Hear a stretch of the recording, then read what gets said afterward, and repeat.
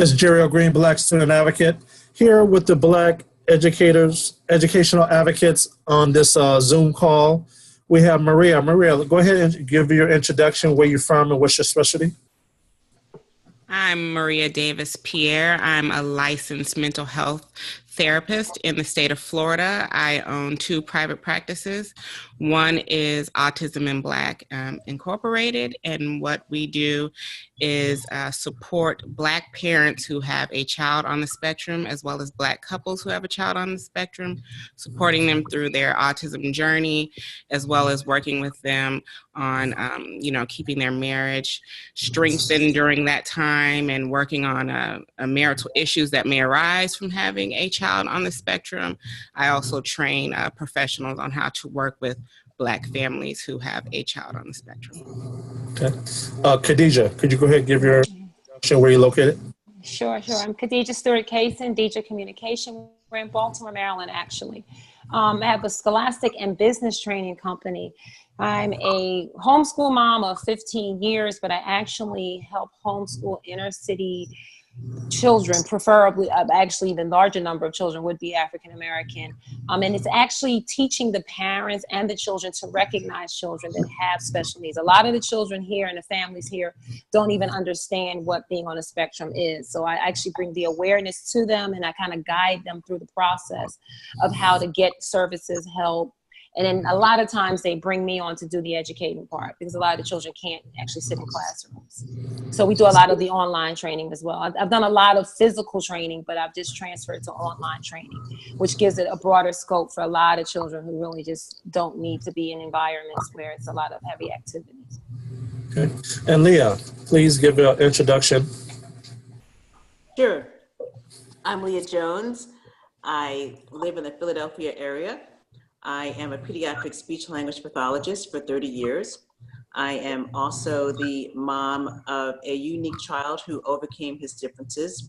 He had an IEP for around 17 years, and he graduated high school with just a 504 and now attends college without any support. I love working with autistic children. My absolute love is supporting families and helping them to navigate through the special education system. I always felt as though the cards were stacked against families. It was very hard for me to sit in my IEP meetings knowing that I was a mom who also sat in IEP meetings. I just felt that it was not fair what school districts were doing to families. And if you add socioeconomic differences and color differences, it's even worse. So that's me. And I brought us all together. Thank you for that. Kim, we have you here on the phone. Tell us about where you're at and what do you do in your specialty? Well, like Leah, I'm originally from the Philadelphia, South Jersey area. Now I'm a transplant. I'm in Miami, Fort Lauderdale.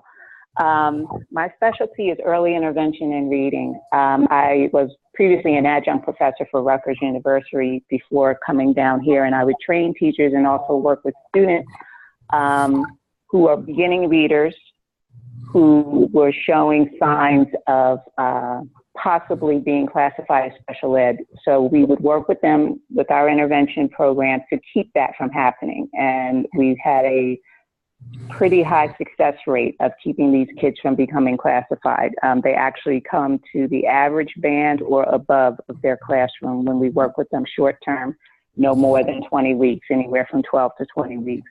And the goal is to, I just recently started a nonprofit organization, and our goal is to get the message out of how important it is to have early intervention. As soon as we notice a problem with the child, to act immediately, instead of letting that gap get bigger and bigger. And as a result, we can keep a lot of children from having to be classified. So we work with parents, we work with teachers, the nonprofit, we're, as I said, getting started with that. So there's some things we're working out. I do have the first book in a series with just some simple tips and strategies some parents can do at home to help their children. And trying to think what else. That's pretty much it. I mean, I do speaking on transforming your mindset, because a lot of it has to do, especially I've learned in my work with my teachers, on paper, these children look like they are definitely special ed. But you have to believe that they can do, and then convince the child that they can do, and convince the parents, and convince the classroom teacher that this child can succeed, and they do. So I speak a lot on that also. That is. So Kim just talked about some challenges right there. So Maria, what kind of challenges are you facing in your everyday work? And is there something that us at the group here can support you in? I think most of my challenges revolve around the awareness in our communities. You know, I live in a heavily populated Black, Haitian, Caribbean, city. So there is a lot of the information not getting to them. So it's like, people are saying the whole focus is, we're at acceptance, but in my communities that are around me, they don't even know what autism is. So they need to be aware first before they can get to acceptance.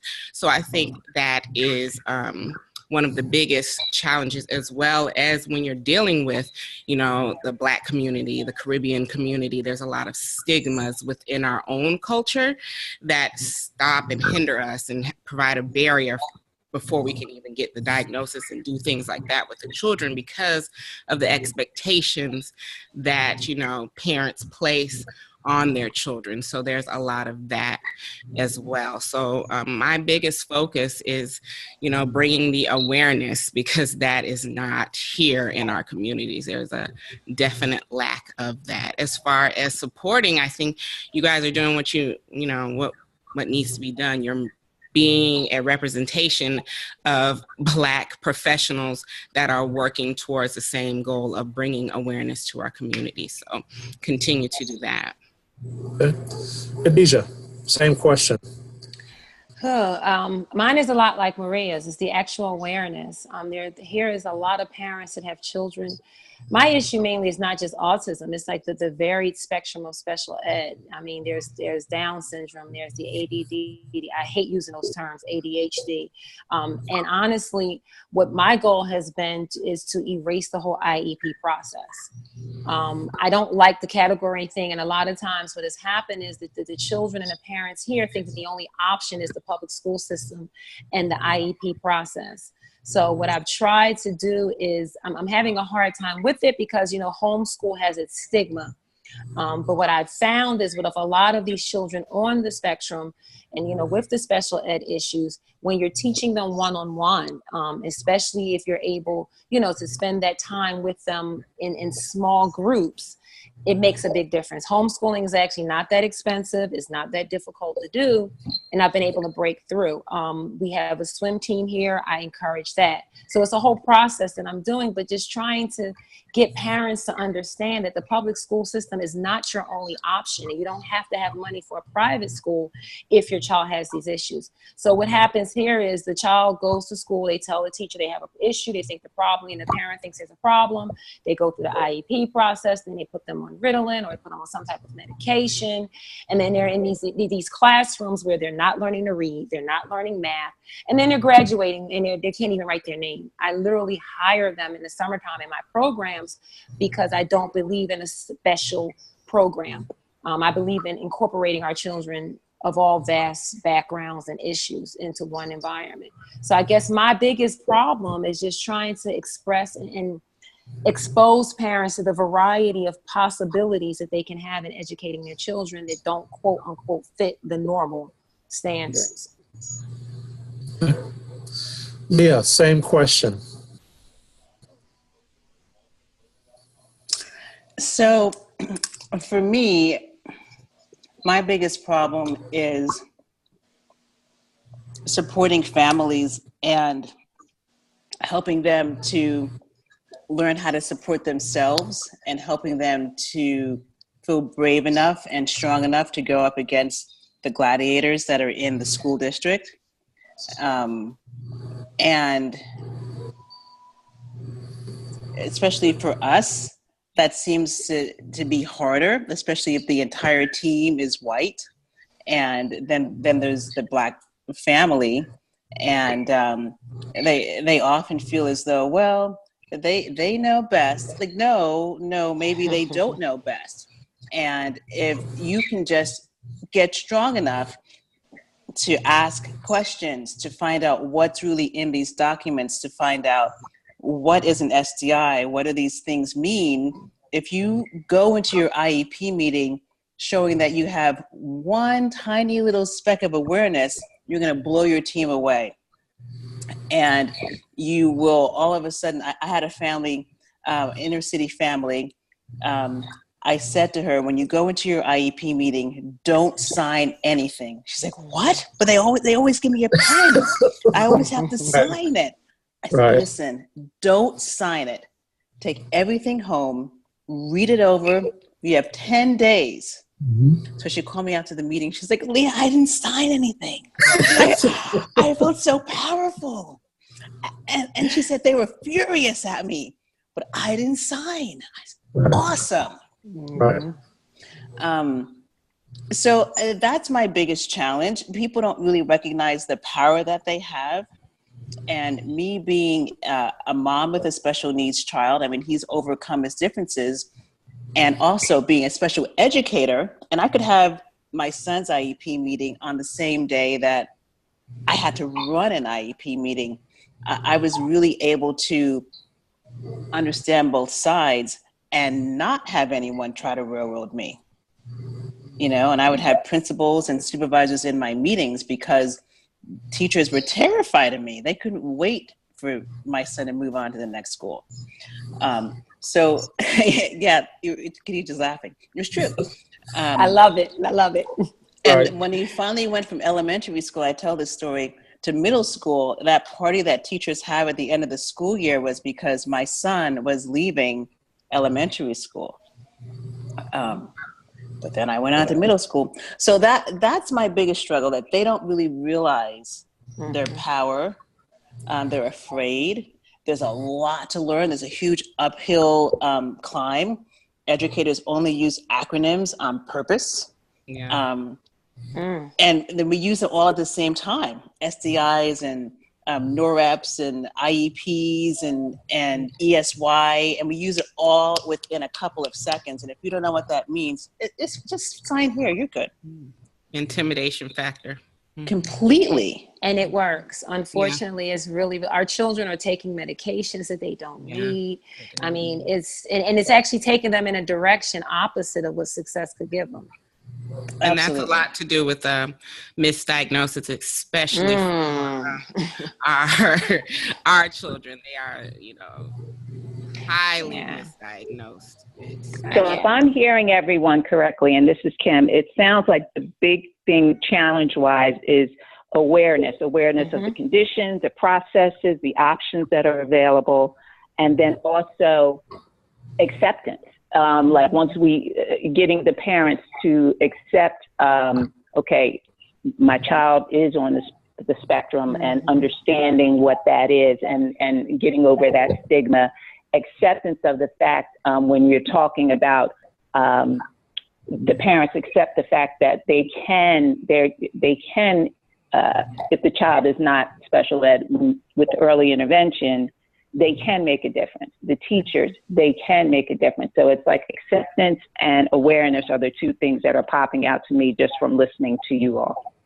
And options. That's the other thing, that options, right. A lot of times parents, they don't realize that there's aware. Right. They feel they just have to do whatever the teacher tells them or whatever the pediatrician tells them, not realizing that your child better than anyone else. Exactly. And you probably would know a better path if given the options. Yeah. And that's where early intervention comes in, because a lot of times right away with first grade, because I use first grade because that's required in the United States, kindergarten isn't, coming in, they think their only option is to be special ed, but that's not true if we work with them first and see where we go. That's not to say everybody doesn't end up special ed, because of course there are going to be some issues, but then we go from there. But we need to rule out first, because I have too many children that I've worked with and seen over the years that who otherwise would have been classified.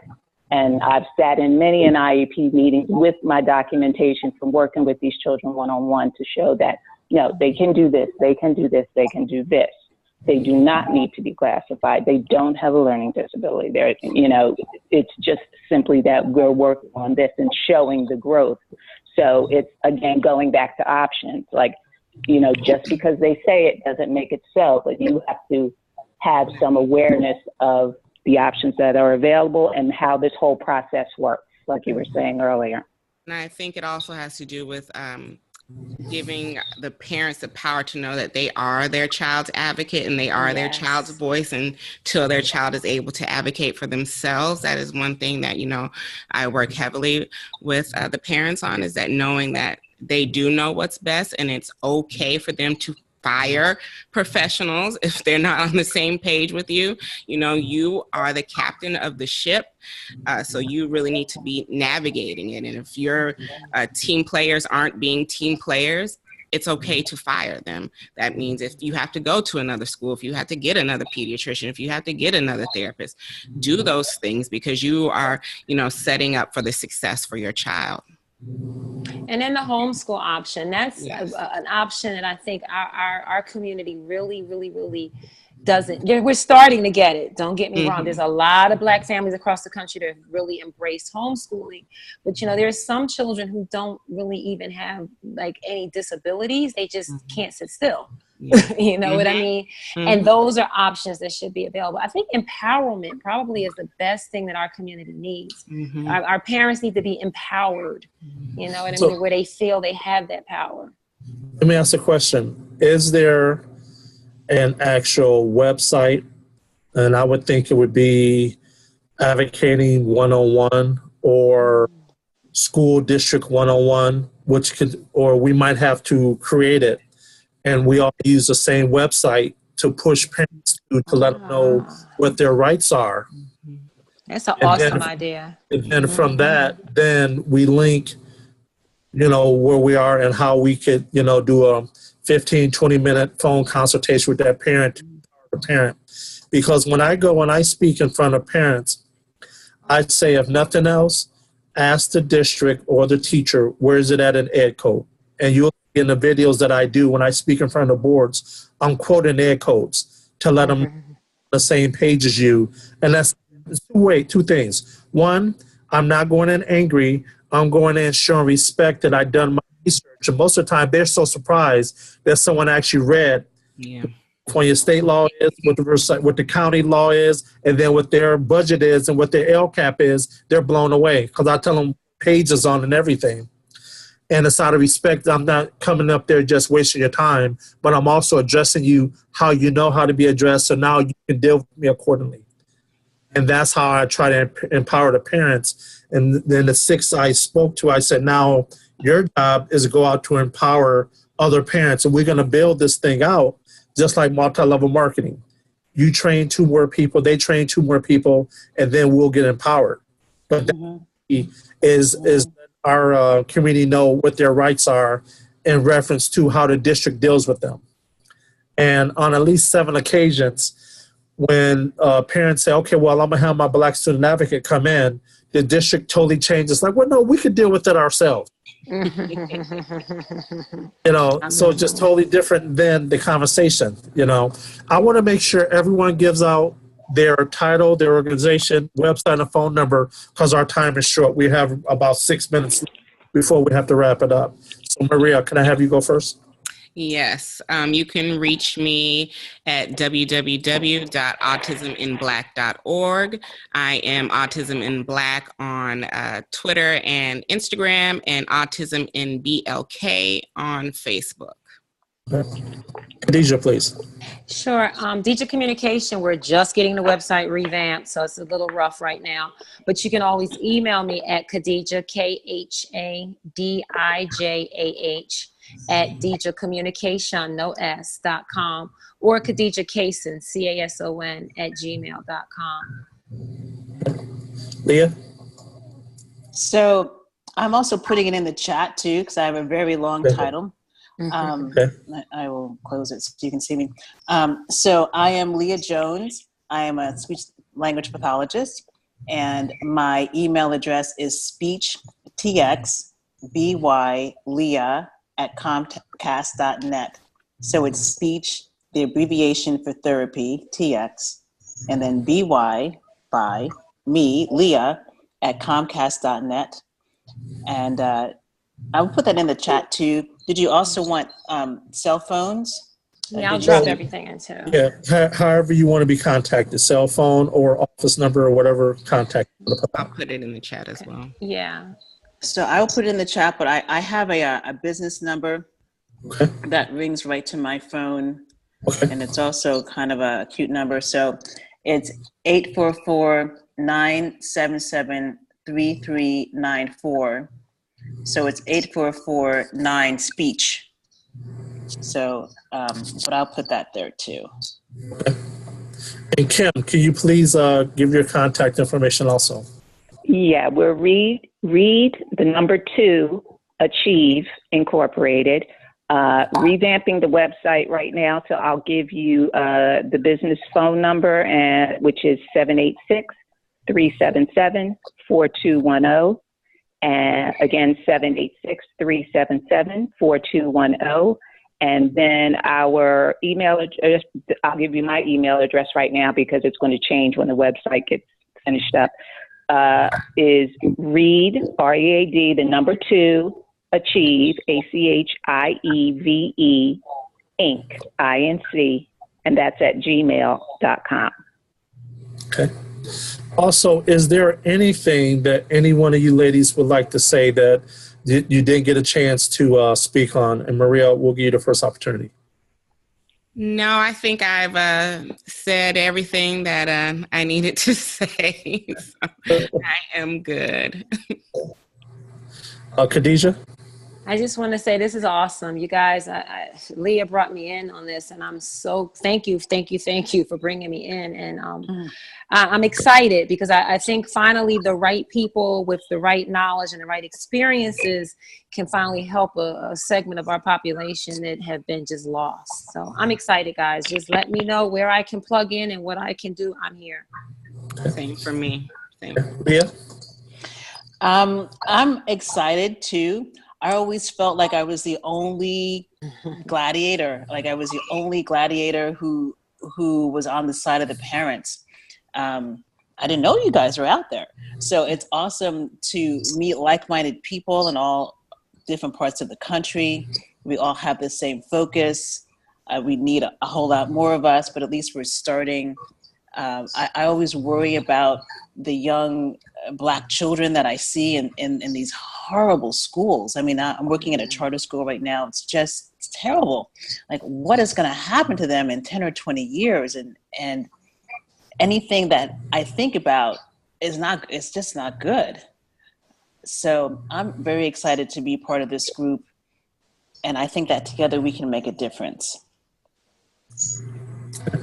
Kim? Agree with Leah. Together we can make a difference. I think it's a great idea to have maybe a central website that can be a hub for all of us to come together. The only things I didn't mention was a main focus of the whole early intervention piece is because that ties into the whole school to prison pipeline.